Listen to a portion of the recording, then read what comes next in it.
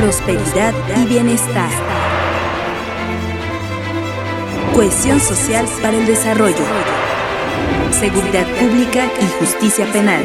Sustentabilidad, población y territorio. Gobierno eficiente y política democrática. Jalisco a futuro, construyendo el porvenir. ¿Qué tal? ¿Cómo les va? Bienvenidos a una emisión más de Jalisco a Futuro 2030.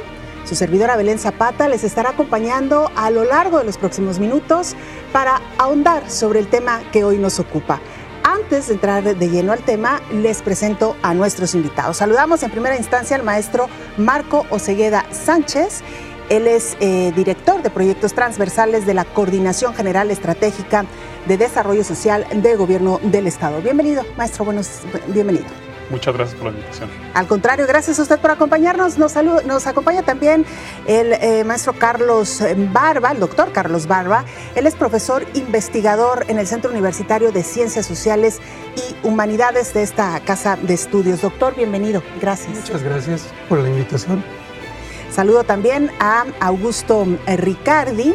Él es doctor en Ciencias Sociales por el Centro Universitario, está adscrito al Centro Universitario de Ciencias Sociales y Humanidades también. Bienvenido, doctor. Muchas gracias. Y saludo también con mucho gusto al doctor Alejandro Canales, profesor investigador del Centro Universitario de Ciencias Económico-Administrativas, también de la Universidad de Guadalajara. Doctor, bienvenido. Muchas gracias, Belén. Gracias a todos ustedes. Les propongo, si les parece, una breve reflexión en introducción al tema que en esta ocasión nos ocupa, que es la población y bienestar. Si les parece, vamos a escuchar la siguiente introducción. Al explorar las condiciones para el desarrollo del Estado, Jalisco a Futuro ha dedicado especial atención a indagar cuál es la situación de su población en términos de bienestar. Construir escenarios de porvenir deseable no puede hacerse sin preguntar qué características de la población de Jalisco deben destacarse, cuáles son las dinámicas demográficas más importantes en las últimas décadas y hacia dónde apuntan para el futuro cercano, cuáles son las exigencias que impondrán en términos de los esfuerzos por garantizar el mayor bienestar en el Estado. El análisis diagnóstico realizado por Jalisco a Futuro ha identificado 4 situaciones que merecen la más alta atención. Presencia de los cohortes juveniles. Fruto de diversos cambios en patrones demográficos, Jalisco cuenta con un significativo contingente de hombres y mujeres entre los 20 y los 39 años en etapa inicial de la vida adulta productiva.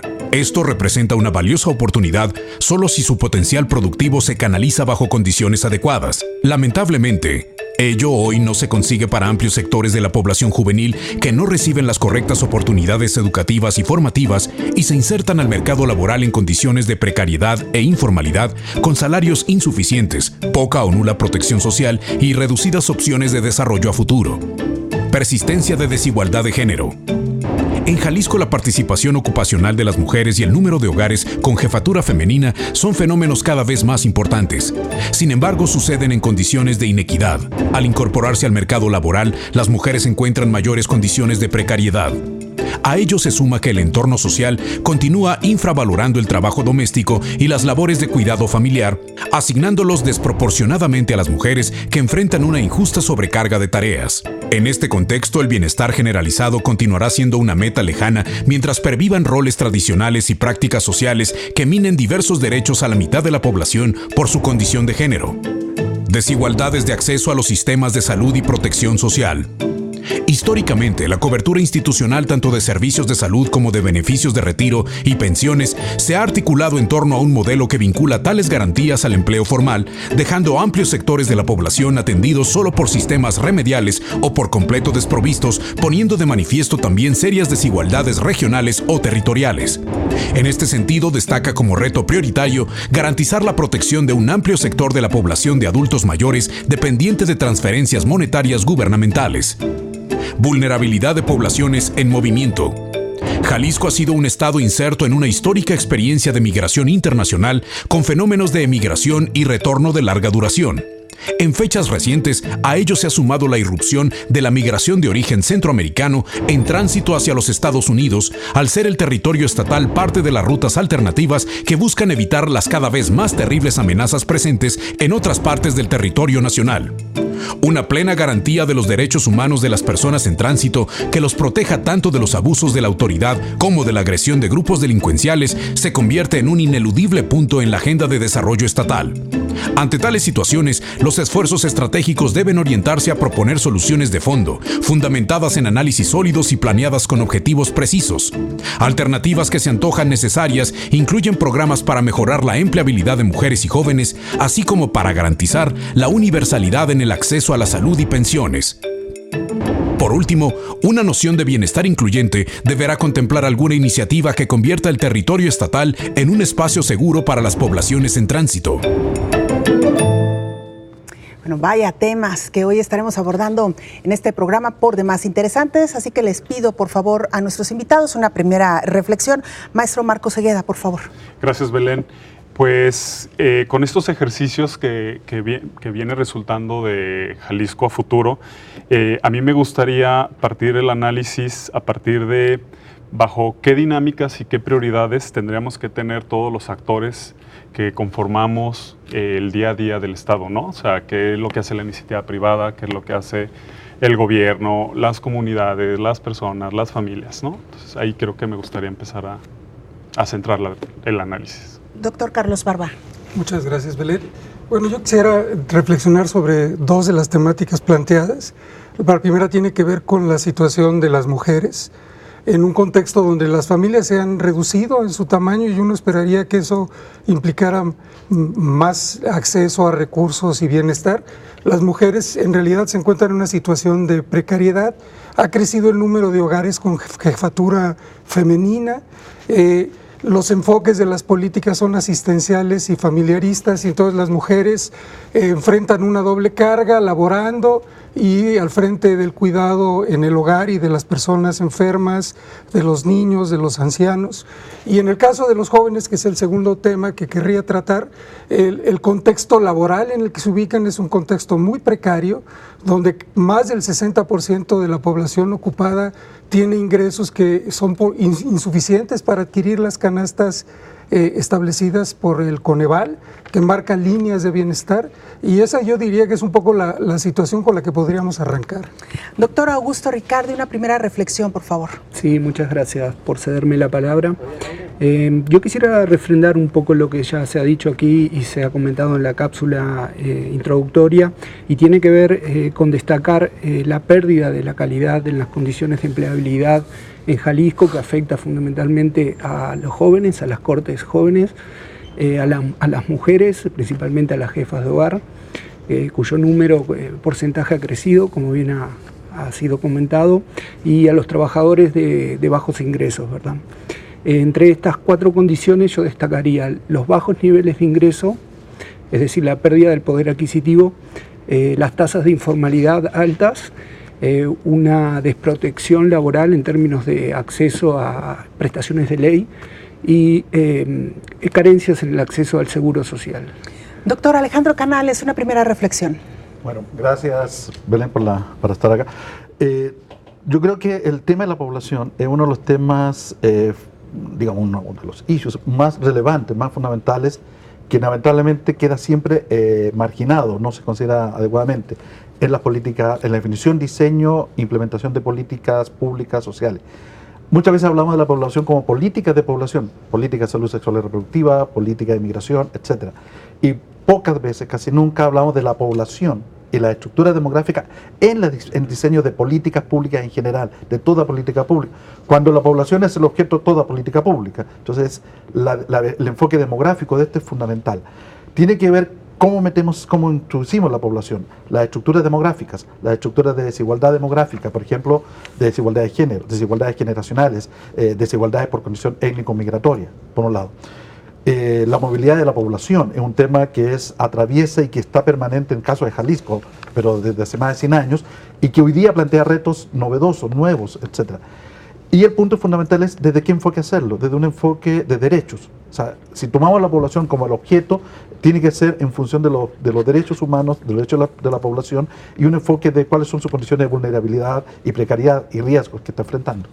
Bien, con estas primeras reflexiones nos vamos a nuestra primera pausa. Usted no se vaya porque entraremos ya de lleno a desmenuzar cada uno de los puntos.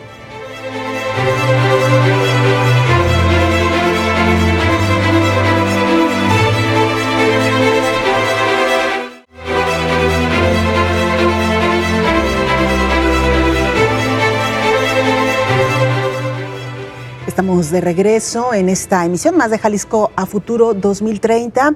Y bueno, se han puesto sobre la mesa algunos puntos esenciales y me gustaría preguntarle al maestro Marco Osegueda, ¿cuáles de estos puntos que nuestros otros invitados han puesto sobre la mesa están ya muy focalizados por parte de las autoridades estatales?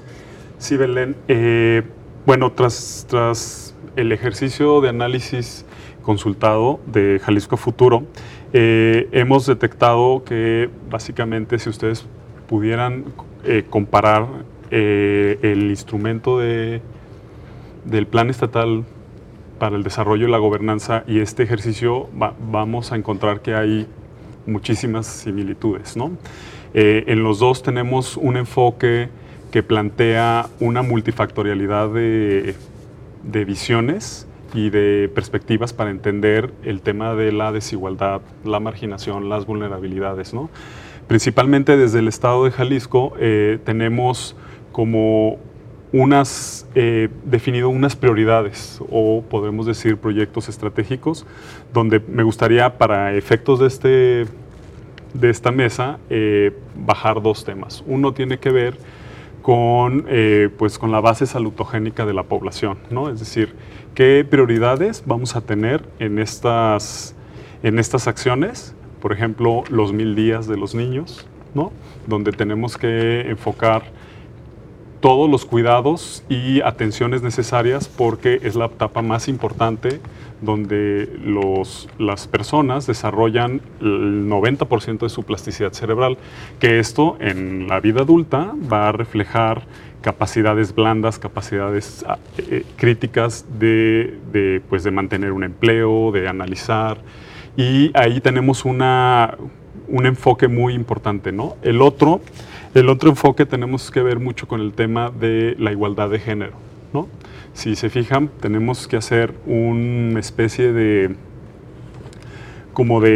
ciclo vicioso, virtuoso, dependiendo cómo se dé, sobre todo el trabajo como todo el sistema de cuidados y cómo esto se relaciona con las capacidades de tener ciudadanos sanos y que puedan ser funcionales en las escuelas, que puedan ser funcionales en los trabajos, ¿no? Entonces, a mí me gustaría enfocarme en esos dos. Y nada más para que no se nos pierda el dato, antes de que entremos a los temas que ya han planteado nuestros invitados, el tema de los 1000 días, en concreto, ¿qué acciones se van a seguir? Dígame unas 2 o 3 acciones. Principalmente los 1000 días hay unos enfoques que atienden a las mujeres gestantes en el último trimestre. Lo que buscas es tener un periodo gestacional sano, un posparto sano, un posparto sano, una lactancia sana y la cuarentena, ¿no? Que es como uno de los grandes enfoques. Después viene todo el tema de los cuidados, la alimentación y sobre todo los cuidados con cariño, ¿no? Que son importantísimos para que todas las personas tengan las bases necesarias para poder desarrollar la plasticidad cerebral que se requiere. Doctor Carlos Barba, usted hablaba de 2 grupos importantísimos, el de los jóvenes y también el de las madres, en su mayoría, o algunas de ellas jefas de familia, pero me parece que lo que acaba de plantear el maestro es el origen de todo. Si tenemos niños que fueron gestados de una manera sana y que durante sus primeros días tuvieron también un cuidado profundo, serio, por lo menos hay un poquito más de garantía que tendremos jóvenes y adultos más sanos. ¿Cómo lo ve usted? Y si realmente esto que acaba de mencionar el maestro puede darse, sobre todo pensando en las políticas actuales pues que presentan serias deficiencias, ¿no? Bueno, yo creo que sí es muy importante, digo, los niños obviamente necesitan tener los cuidados básicos para poder desarrollar sus capacidades en el futuro, pero digamos hay dos elementos en esa etapa que son fundamentales, y uno tiene que ver con el tema del cuidado. ¿Quiénes son los responsables del cuidado? Y los responsables del cuidado en la estructura tradicional del bienestar en este país son básicamente las madres. Es un tema familiarista. El asunto es que dejar toda la responsabilidad a las madres es absolutamente injusto, porque eso las priva de autonomía para tener una vida profesional, por ejemplo, para tener un empleo de calidad, para capacitarse. Y en ese sentido hay una omisión muy grande por parte del Estado para desarrollar políticas o sistemas de cuidado. No los tenemos en México, y en gran parte de América Latina no existen esos programas. Entonces yo lo primero que apuntaría es que estoy totalmente de acuerdo, pero habría que discutir sobre cuáles son las condiciones que podrían permitir eso que se planteaba hace un momento. Y el otro tema que querría subrayar tiene que ver con el tema de la educación. Es decir, si en esas primeras etapas el tema de la salud es fundamental y del cuidado, en las etapas posteriores hay dos temas que son indispensables para poder hablar de este desarrollo que se plantea. Uno tiene que ver con cómo funciona el sistema de salud, y otro cómo funciona el sistema educativo. Ahorita quiero abordar el tema educativo justamente, y hay muchos datos que son muy alarmantes en Jalisco. Es decir, la cantidad de personas, de jóvenes entre 15 y 19 años que no tienen la educación no tienen acceso a educación media y media superior, llega al casi al 73%. Y esto es un asunto gravísimo. Y si vemos el caso de las mujeres de 20 a 24 años, las mujeres que no asisten a la escuela llegan al 75%. Y si reflexionamos sobre la situación de las mujeres en el espacio ocupacional, nos damos cuenta que a contracorriente de lo que ocurre en casi todas partes del mundo, la participación de las mujeres en la población ocupada se ha mantenido estable en Jalisco, casi no ha crecido. La de los hombres sí ha crecido, y eso ocurre así porque las responsables del cuidado cuando las mujeres no trabajan son en un 95% las mujeres. Yo creo que eso más o menos nos da un perfil de cuál es la situación en términos de cuidado que habría que enfrentar. Por supuesto, eso no es un asunto que compete exclusivamente al gobierno del Estado, ni es algo que se inició en este momento, pero sí hace falta un cambio de óptica muy importante, pienso alrededor de esta temática. Doctor Riccardi, para no salirnos del tema y ya antes de irnos a la pausa, usted hablaba de la precariedad salarial. ¿Tiene que ver un poco con estos factores que ya mencionaba el doctor? Sí, claro que tiene que ver, porque es la otra pata de la problemática, aparte de las cuestiones que suceden en lo relativo a la cobertura educativa y sistema educativo.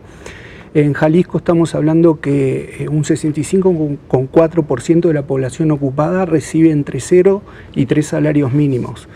Eso genera una inestabilidad en los hogares, no permite acceder a una canasta básica alimentaria y no alimentaria, pero afecta profundamente y prioritariamente a los hogares con jefatura femenina.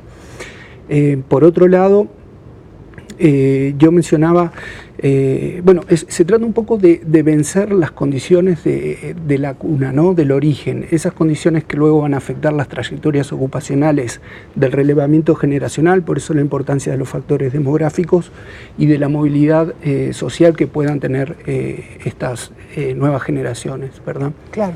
Un poco, doctor, y antes de irnos a la pausa, nos queda apenas un minutito, un poco garantizar que los niños tengan las mismas oportunidades en los primeros años de vida, es decir, que tengan acceso a una buena alimentación y a una buena oportunidad de estudio. Sí, es un tema importante. Ahora, creo que tenemos que enfocar bien, con lo que decía recién, cómo introducir la estructura, la dinámica de las poblaciones en las políticas públicas, es entender cuál es el cambio demográfico que estamos viviendo. Y esto nos lleva a repensar esta misma política.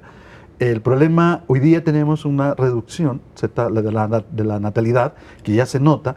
Por primera vez en México ya como país tenemos una tasa global de fecundidad que está por bajo el nivel de reemplazo generacional, no de la población. Las generaciones no se están reemplazando, y eso marca una caída, una reducción de la base de la pirámide.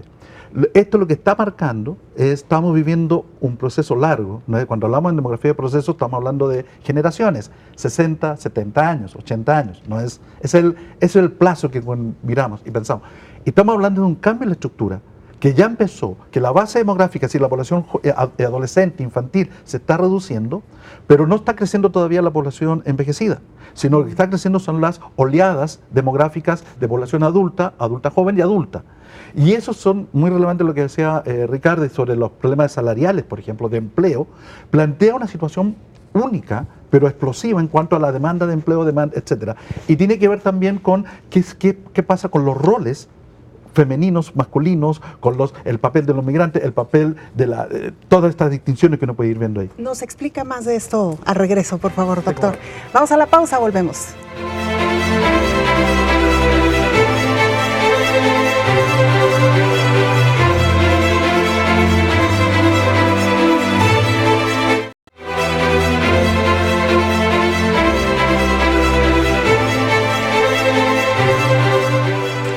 Estamos de regreso ya en Jalisco a Futuro. Y doctor, antes de irnos a la pausa, nos planteaba el doctor precisamente este panorama de cómo han incidido algunas voces en los procesos democráticos, en los procesos electorales. Mencionaba el caso actual, por ejemplo, de los desaparecidos, bueno, que no es tan actual, pero que ha hecho crisis, ¿no? Recientemente el tema de la diversidad sexual. Yo agregaría el caso de los feminicidios también, estas mujeres que están permanentemente en la calle también reclamando justicia y un alto a estos homicidios. En este sentido, ¿qué encontró usted, doctor, o cómo realmente se reflejan estas actividades de la sociedad en las calles, en la vía pública, luego ya en las urnas? ¿Cómo influyen? Bueno, primero, yo creo que estas expresiones de descontento, frustración, exigencia que tienen muchos ciudadanos, pues son el resultado del deterioro de la capacidad institucional del Estado para gobernar, digamos, impartiendo justicia, procurando seguridad, definitivamente. O sea, lo que está pasando en el país en ese sentido, pues es consecuencia del deterioro institucional que tiene la nación. Pero el otro aspecto muy interesante de esto tiene que ver no solo con lo que señala Gerardo, sino con lo que señala Jaime también, en el sentido de que tampoco podríamos rasgarnos las vestiduras o ser también demasiado pesimistas, porque hay que reconocer que la democracia que tenemos, con todas sus limitaciones e incapacidades, en gran medida ha sido consecuencia de la acción organizada, quizá no necesariamente de forma todo el tiempo contundente, todo el tiempo consistente, pero sí de la voluntad de muchísimos ciudadanos que presionaron el cambio, ¿no? Es decir, por ejemplo, en Jalisco, desde luego que ha habido movimientos diversos alrededor de agendas muy ciudadanas sentidas que han sido respaldados con claridad. O sea, desde no solamente las reivindicaciones de género, por ejemplo, sino también aspectos relacionados con la ecología, con la recuperación de la ciudad, la capacidad de gestionar el territorio, con cuestiones medioambientales, el uso de la bicicleta, todo el tema de la gestión de la vida de los barrios y en general, claro, la lucha por la transparencia, por la rendición de cuentas. A nivel nacional es clarísimo, la agenda de transparencia, de derecho a la información, de la lucha contra la corrupción, pues ha sido presionada por la sociedad civil. Hace muchos años Alicia escribió un artículo sobre el cambio político en Jalisco y ella decía, bueno, si me equivoco me va a corregir, la democracia en Jalisco fue el resultado, fue un proceso sin sujeto, ¿no? Decía ella, aduciendo a esta tesis de que, bueno, tenemos reglas democráticas, pero no necesariamente un electorado, o como dicen en inglés, una constituency democrática. Bueno, a lo mejor hace muchos años, ya de ese estudio, hará 20 años, no me acuerdo, pero yo creo que sí ha habido una sociedad civil, y creo que eso va en la dirección de lo que comenta Jaime. Ha habido presión de la sociedad civil, ha habido un esfuerzo ciudadano, y ese sector ha presionado el cambio. Ahora, ¿qué ha pasado? Bueno, por ejemplo, hablemos de los candidatos independientes.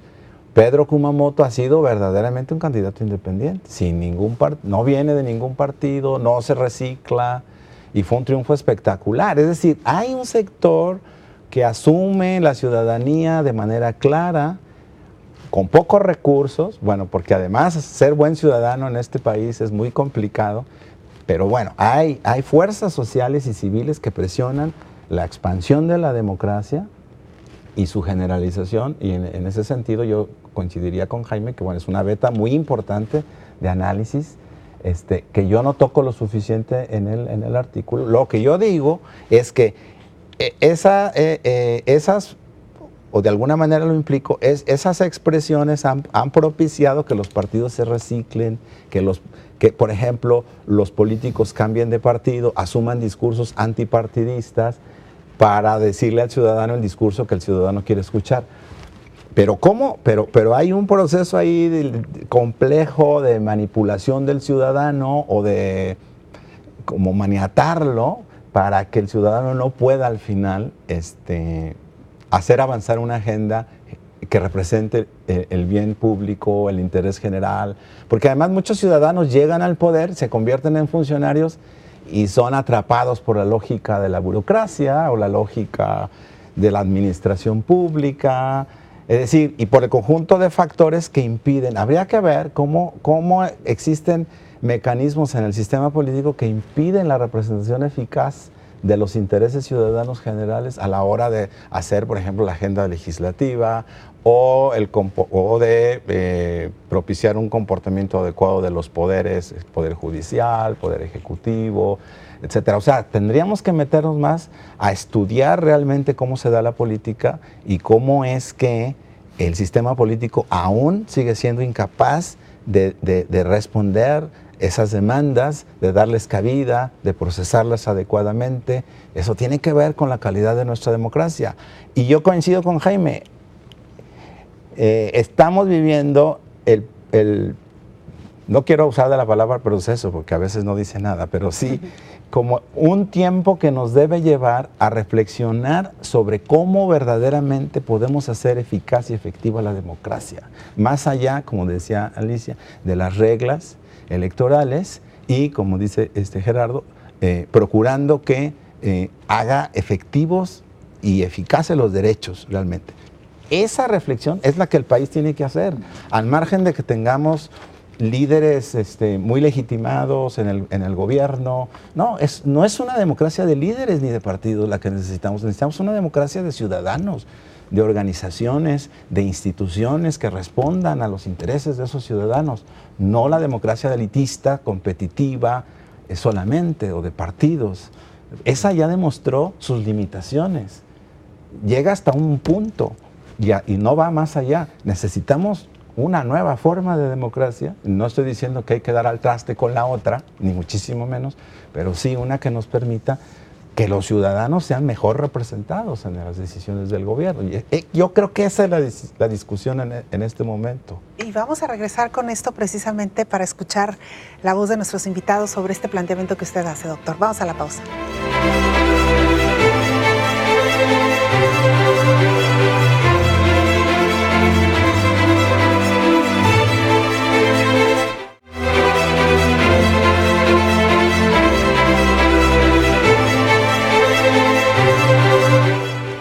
Estamos de regreso en Jalisco Futuro 2030, hoy con el tema población y bienestar. Vaya tema el que hoy nos ha tocado desarrollar. Lástima que no hay más tiempo, pero quisiera un poco como para ir cerrando algunos puntos y digamos también para que no se nos vayan otros tantos que también queremos abordar hoy.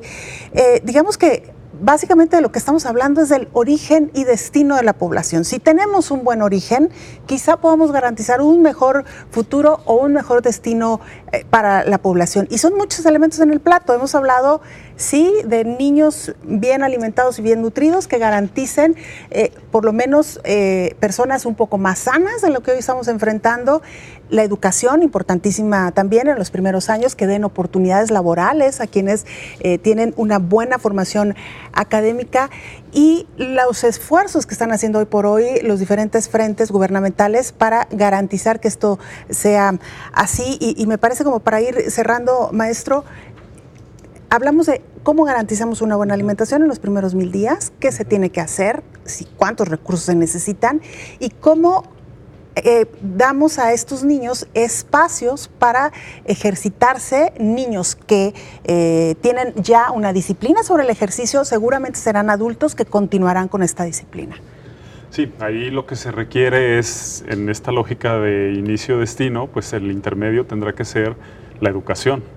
En la educación, lo que los proyectos políticos tienen que impulsar, más allá de estos saberes lectivos básicos, las matemáticas, el español, tendrán que ser qué habilidades las niñas y los niños, los estudiantes tendrán que tener para aplicarlos en su vida o de su vida, ¿no? Porque tanto como la educación da vida, como la vida educa, ¿no? Entonces, ahí tenemos qué capacidades y qué habilidades tienen que tener las niñas y los niños, ¿no? En el término de salud, en el término de autocuidados, en el término de convivencias, en el término de posibles escenarios de trabajo, ¿no? Por ejemplo, el reto que tenemos es que a estas niñas y niños no van a trabajar, no conocemos en lo que van a trabajar, no van a competir con la gente que está aquí, la competencia va a ser global.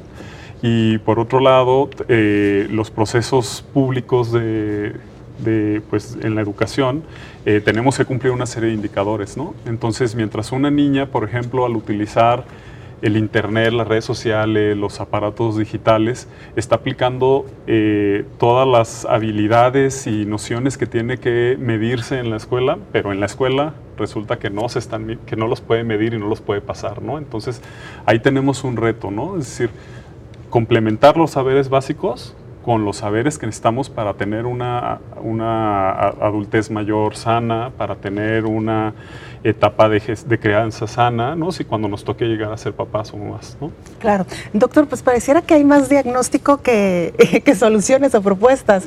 Lo digo más de la parte gubernamental, no en la academia. Yo sé que ustedes han hecho muchas propuestas al respecto. Bueno, en general, siempre es más, los problemas siempre rebasan las posibilidades de resolverlos. Eso no es ninguna sorpresa, pero yo creo que hay muchas cosas que se pueden hacer. Digamos, por ejemplo, en un escenario donde, hablando, por ejemplo, de los jóvenes y pensando en su futuro, jóvenes que no tienen la educación que es necesaria para tener un buen empleo, es decir, que son trabajadores sin calificación y entonces van a tener malos ingresos, no van a acceder a jubilaciones, no van a poder capitalizar individualmente para garantizarse en el futuro una pensión, van a tener problemas para integrar un hogar, van a tener que posponer el momento para integrarse.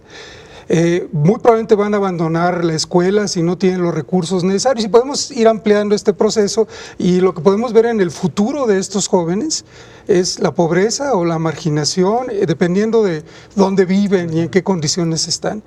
Entonces yo creo que debe ser una prioridad para un gobierno estatal el tema de la empleabilidad de los jóvenes, porque el tema de la empleabilidad es bastante complejo, pasa por buscar una articulación entre distintos actores, es decir, no es un problema solo del Estado, es un problema de responsabilidad de las empresas y los empresarios.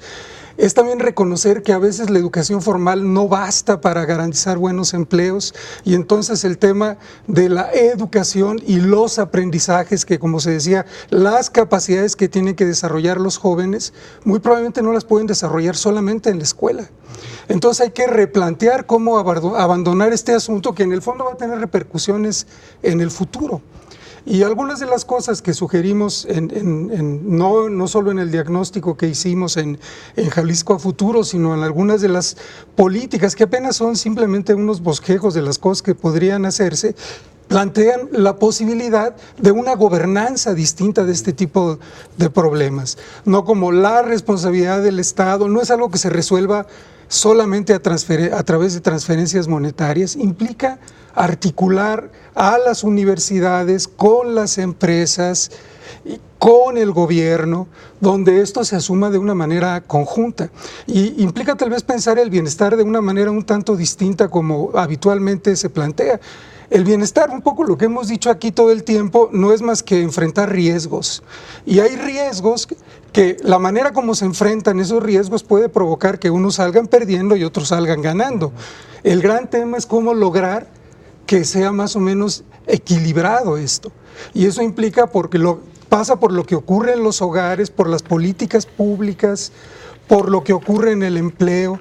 Y un poco la discusión que nosotros hemos dado en este texto de Jalisco a Futuro se apunta justamente a replantear la manera de hacer la política alrededor de asuntos como este, ¿no? Claro, doctor Riccardi, ¿cuáles serían algunas de estas opciones propuestas?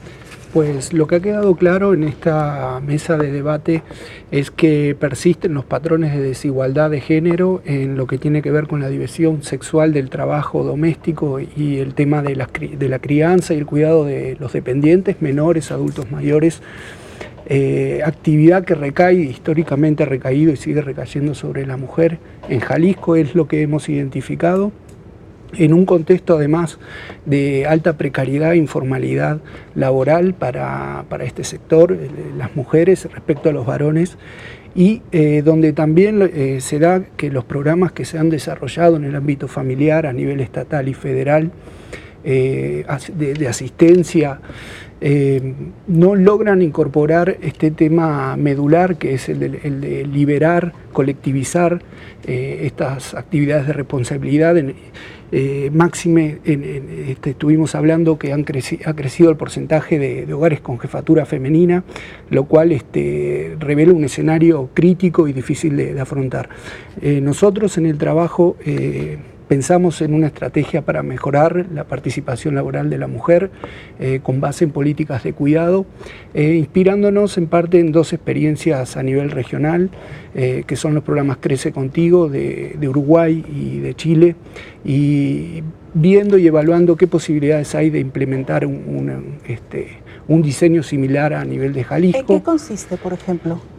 Consiste, por ejemplo, en el caso de Chile ha mejorado mucho la liberalización del tiempo de la mujer jefe de hogar, le ha permitido una autonomía para que se pueda capacitar y consiste prácticamente en ofrecer servicios de cuidado de menores en su propia revirtiendo, casa, no, los ofrece el Estado, tiene un modelo que se llama casa cunas, nanas o niñeras, una especie como de jardines guarderías de infantes, sí, pero también involucra la ampliación del horario escolar y también ha servido para revertir el modelo heredado de la última década del siglo XX, donde había una alta segmentación social entre quienes podían acceder a este tipo de servicios, que serían los sectores altos y medios altos, y quienes no accedían a servicios informales. Claro.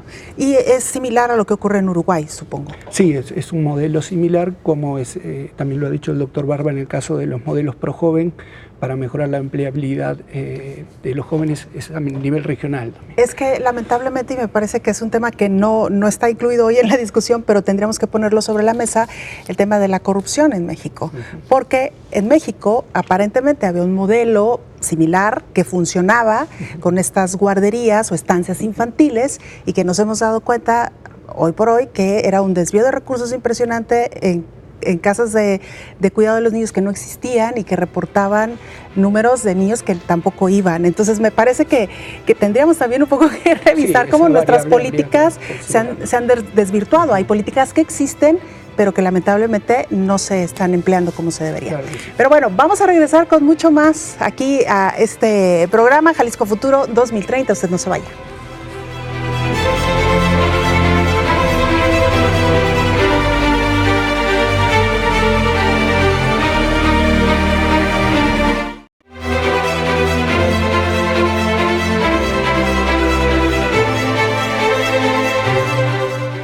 Bueno, estamos de regreso ya en esta emisión más de Jalisco Futuro 2030. El tiempo ha volado, hemos hablado ya de mujeres, jefas de familia, hemos hablado de jóvenes, hemos hablado de cómo nacemos en este México de desigualdades, donde no todos tienen las mismas oportunidades al nacer.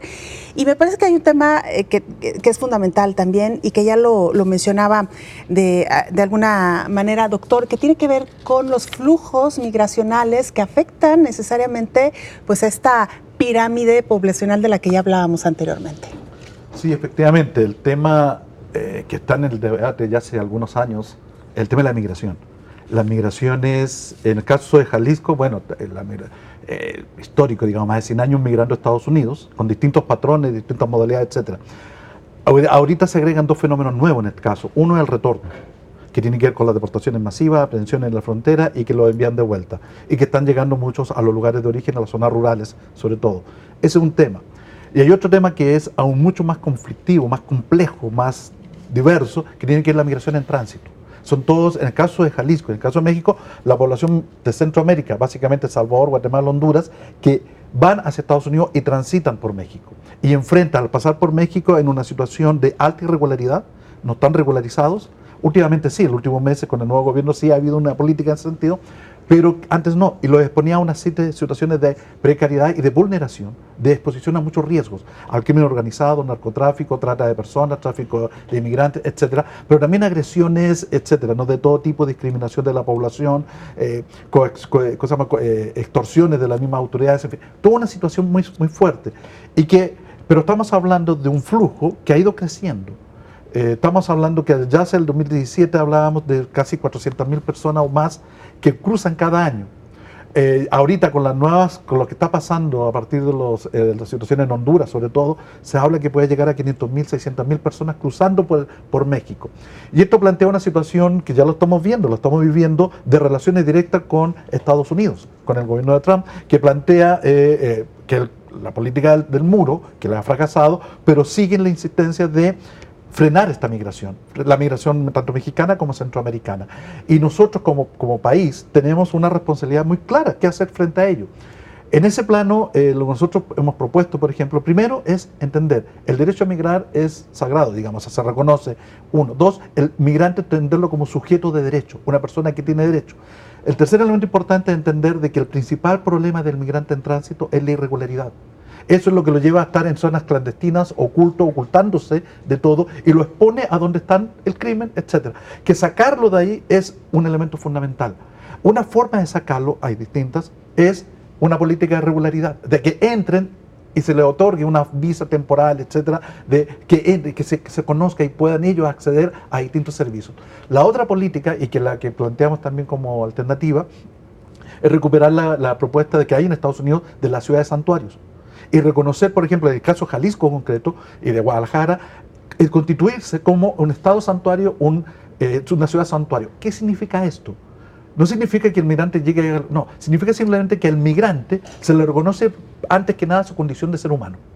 Y que antes de pedirle, por ejemplo, si tiene un accidente, antes de pedirle su condición migratoria, lo voy a atender de salud, le voy a dar alimentación, le voy a dar abrigo, etc. Y después, mucho después, veremos la situación migratoria.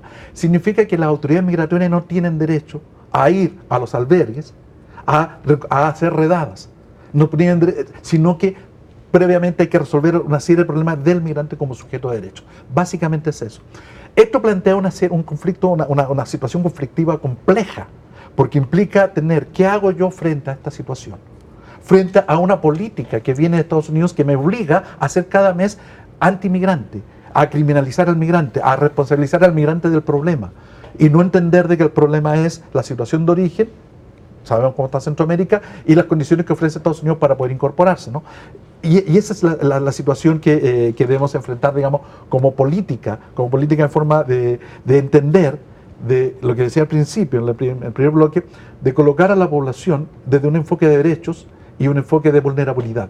Entender, el migrante es un sujeto de derecho y que hoy día está altamente vulnerable a distintas situaciones de riesgo. Claro, como usted lo decía, doctor, un problema por demás complejo, y si algo positivo tendríamos que destacar de este éxodo de migrantes centroamericanos que inició apenas el año pasado, es que obligó a las autoridades estadounidenses y a las mexicanas a sentarse de una manera muy seria a debatir en torno al tema y a buscar soluciones. Y lo digo porque, bueno, supimos de esta amenaza que sufrió nuestro país de gravar con más aranceles los productos mexicanos que llegaron a Estados Unidos, y entonces pareciera que ahora sí por lo menos estamos acercándonos a algunas soluciones. México convertido tal vez en un tercer país, como se le conoce, sí, pero a cambio también de recursos que tendrán que venir de la comunidad internacional. No es un asunto, digamos, exclusivo de México. Me parece que a estos niveles debe involucrarse la comunidad internacional. Esa idea es interesante, la idea de tercer país seguro. Hay que aclarar, esta idea está establecido en los derechos internacionales, en los acuerdos de Ginebra de los años 50. por ahí 52, 51, no recuerdo bien. Ya está establecido. Canadá funge como tercer país seguro en algunas condiciones con Estados Unidos. No es algo nuevo que salió y que nos impongan y que significa ceder derechos y soberanía. No, es una política que tiene que ver con la clásica política mexicana de refugio y de asilo, etcétera, y que se entiende ante el colapso del país de destino, en el caso de Estados Unidos, de poder resolver las solicitudes de asilo y de refugio, se le permite a un tercer país, en este caso México, actúa como depositario, digamos, mantenemos a los migrantes mientras se resuelve eso. Ahora, eso sin embargo, como en esta lógica, no es cosa de llegar y aceptar la imposición, sino establecerlo como una política multilateral y además internacional, es decir, que tienen que estar las distintas partes involucradas, los países, pero también organismos internacionales como ACNUR, que es la Asociación de Naciones Unidas para los Refugiados. ¿En qué términos? En que deben fijarse muy claramente cuáles son las condiciones en que México participa como tercer país seguro. No es cosa de recibir a todos. Primero, no se va a recibir a todos los migrantes que sean detenidos, sino a aquellos que estén solicitando asilo o refugio, claro, que es una mínima parte. Pero aún a ellos hay que establecer cuáles son las condiciones que se reciben, cuáles son prioritarios, por ejemplo. Esto lo conversamos hace poco. La prioridad, por ejemplo, a los niños que viajan no acompañados, a la reunificación familiar. Es decir, México tiene condiciones para poder decir, esto es lo que yo puedo hacer como país, tercer país seguro, pero a su vez exigirle a Estados Unidos, esto es lo que tú tienes que hacer, comprometerse de tanto tiempo vas a demorarte en hacer la solicitud de asilo, claro, tantos recursos vas a asignar para poder ampliar esto. No es, porque si no sería simplemente decir, saco el paquetito y te lo paso a ti. Claro. Y eso sí que no es inaceptable. Y eso tiene que ver con la política migratoria, de qué capacidades tenemos para negociar. Pero para eso tenemos que tener claro, y en ese sentido me parecía bien algunos de los discursos que han habido, planteado por ejemplo el canciller Ebrard, sobre que si se plantea eso, esto ya sale de la incumbencia solamente del gobierno mexicano. Claro. Del Estado mexicano, e involucra a la región entera y a organismos internacionales. Claro. Muchísimas gracias a los cuatro por acompañarnos en este programa. Maestro, muchas gracias, a cada uno de los doctores también, gracias, académicos, investigadores, gracias, pero sobre todo a usted que nos ha acompañado a lo largo de esta emisión de Jalisco a Futuro 2030 y que pretende y plantea el debatir precisamente estos temas que nos interesan, nos afectan a todos. Hasta aquí llegamos, muchas gracias, maestro. Gracias. Doctor, gracias. Muchísimas gracias. Muchas gracias. Muchas gracias, Belén. Gracias a todos. Y gracias principalmente a usted. Nos vemos y nos escuchamos en la próxima emisión.